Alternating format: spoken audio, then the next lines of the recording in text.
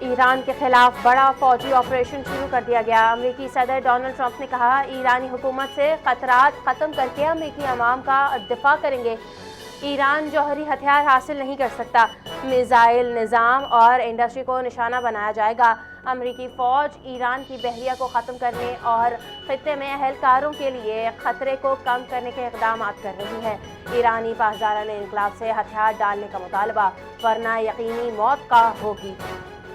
امریکی صدر نے تہران، اصفہان، تبریز، قم اور کرج پر فضائی اور سمندری حملے، تہران میں دھوئیں کے بادل اٹھتے۔ امریکہ اور اسرائیل کے حملوں کے بعد ایران کا اسرائیل پر جوابی میزائل حملہ۔ ایرانی بیلسٹک میزائل شمالی اسرائیل کی جانب داغے گئے۔ شمالی اسرائیل میں سائرن بج اٹھے، شہریوں کو شیلٹر میں جانے کی ہدایت کر دی گئی۔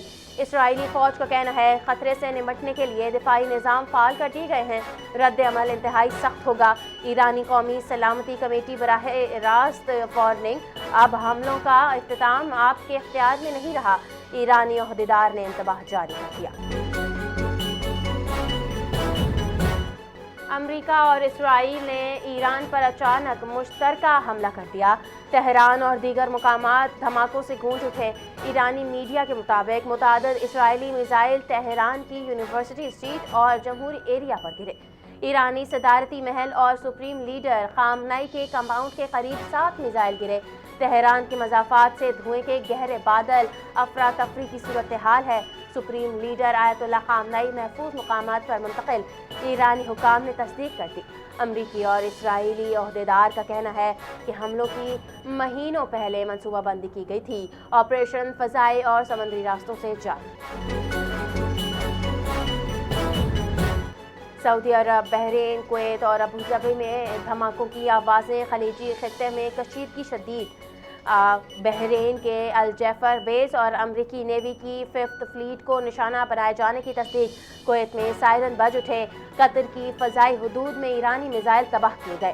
ابوظہبی کی فضاؤں میں میزائل مار گرائے جانے کی اطلاعات۔ ایرانی حکام کے مطابق خطے میں تمام امریکی اور اسرائیلی تنصیبات ہمارے ہدف پر ہیں۔ خلیجی ممالک میں ہائی الرٹ، خطے میں جنگ کے پھیلاؤ کا خدشہ۔ اسرائیل کے ایران پر حملے کے بعد عراق نے فضائی حدود بند کر دی۔ اربیل ایئرپورٹ پر ٹریفک معطل، ایران نے بھی اپنی فضائی حدود بند کر دی۔ حفاظتی اقدامات میں اضافہ، تہران میں متعدد اسرائیلی میزائل یونیورسٹی اسٹریٹ اور جمہوری ایریا پر گرے۔ مضافات میں دھوئیں کے گہرے بادل، تہران میں افراتفری کی صورتحال، شہریوں میں خوف و ہراس۔ امریکی صدر ڈونلڈ ٹرمپ نے ایران سے یورینیم افزودگی نہ کرنے کا مطالبہ کیا تھا۔ ڈونلڈ ٹرمپ ایران کے موقف سے مذاکرات میں مطمئن نہیں، خطے میں کشیدگی میں اضافہ۔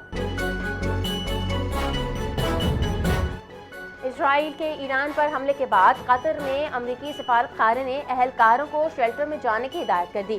امریکی شہریوں کو اگلے حکم تک شیلٹر میں رہنے کی ہدایت۔ اسرائیل کا اچانک ایران پر حملہ، تہران کئی دھماکوں سے گونج اٹھا۔ ایرانی میڈیا کے مطابق متعدد اسرائیلی میزائل یونیورسٹی اسٹریٹ اور جمہوری ایریا پر گرے۔ تہران کے مضافات سے دھوئیں کے گہرے بادل اٹھے، افراتفری کی صورتحال ہے، خطے میں کشیدگی میں اضافہ۔ عالمی رہنماؤں اور سفارتکاروں کی حفاظتی اقدامات کی۔ پاکستان نے شہریوں کو ایران کے غیر ضروری سفر سے گریز کی ہدایت کر دی۔ ایرانی علاقوں میں مقیم پاکستانیوں کو محتاط رہنے اور نقل و حرکت محدود رکھنے کا مشورہ۔ پاکستانی شہریوں کو سفارتی مشن سے مسلسل رابطے میں رہنے کی ہدایت۔ تہران میں پاکستانی سفارت خانے کے ہنگامی رابطے نمبرز جاری کر دیے گئے۔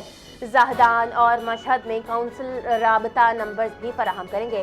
پاکستانی شہریوں کی معاونت کے لیے سفارتی مشنز ہمہ وقت دستیاب ہیں، دفتر خارجہ کا اعلان۔ اور وزیر اطلاعات عطا اللہ تارڑ نے کہا آپریشن غصب للحق میں اب تک 331 افغان طالبان اہلکار ہلاک جبکہ 500 سے زائد زخمی ہوئے ہیں۔ 104 چیک پوسٹیں تباہ، 22 پر قبضہ کر لیا گیا۔ پاکستانی فورسز کی کارروائی، 163 ٹینک اور فوجی گاڑیاں تباہ ہوئیں۔ افغانستان میں 37 مقامات کو فضائی حملوں کا نشانہ بنایا گیا۔ DGISPR کے مطابق اب 12 فوجی جوان شہید، 23 زخمی ہوئے ہیں۔ وطن کی خاطر جانوں کا نذرانہ پیش کرنے والے جوانوں کو خراج عقیدت پیش کرتے ہیں۔